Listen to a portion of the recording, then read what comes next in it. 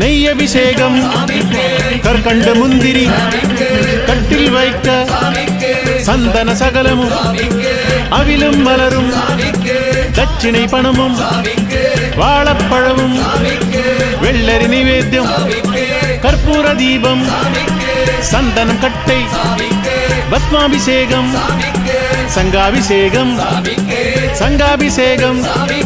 சாமியே இருமுடி கட்டு சபரிமலைக்கு